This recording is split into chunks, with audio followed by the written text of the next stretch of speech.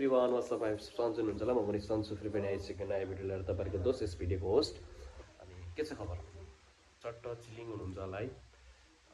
chilling भन्दाखेरि त मौसम पनि चिलिङ छ होइन नाकमा अलिअलि फिलिङ भयो होला होइन हो किन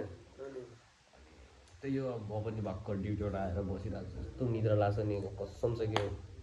दिनमा पाँच घन्टा मात्र सुत्छु क्या म 5-6 घन्टा मात्र सुत्छु होइन त्यही कारणले गर्दाखेरि यस्तो झ्याप्पो निद्रा लाग्छ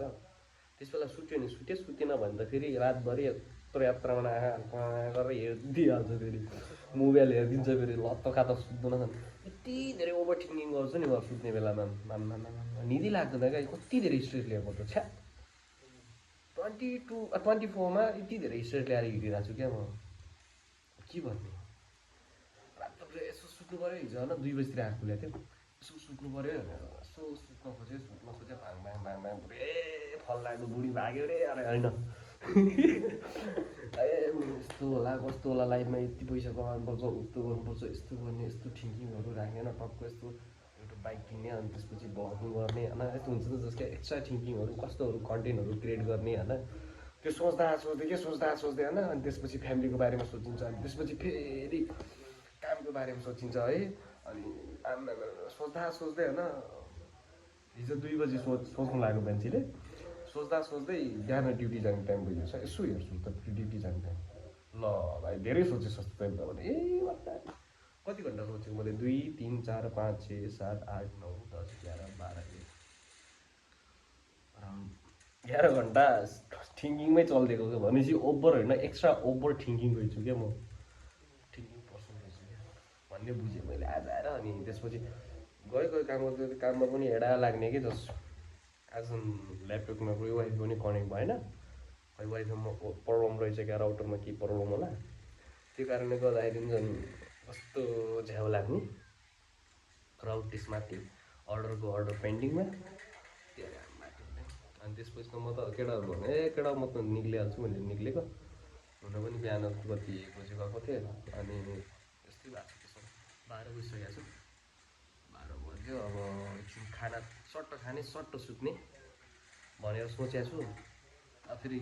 लाइट पिटिक्क बन्द गर्दा बित्तिकै आँखा बन्द त हुन्छ है आँखा पनि पिटिक्क बन्द हुन्छ तर यो दिमाग चाहिँ बन्द हुँदैन क्या यति धेरै सोच्छ नि अभियसली अमेजिङ एक्स्ट्रा सोच्छ क्या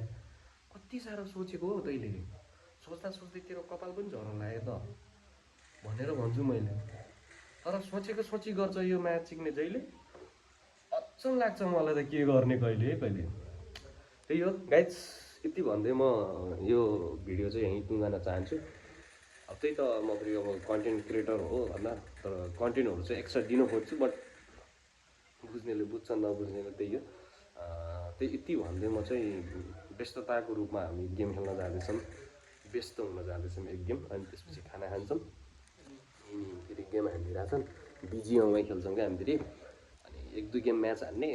अरू केटीहरूले केटी साइडसँग बोल्ने होइन 1-2 म्याच गेम टक्क हान्ने चट्ट सुत्ने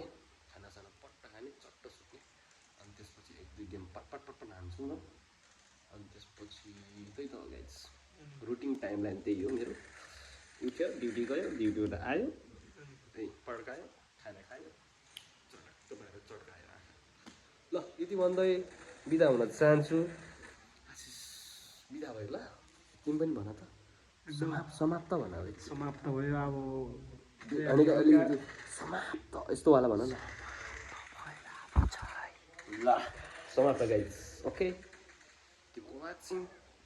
नेक्स्ट भिडियो ओके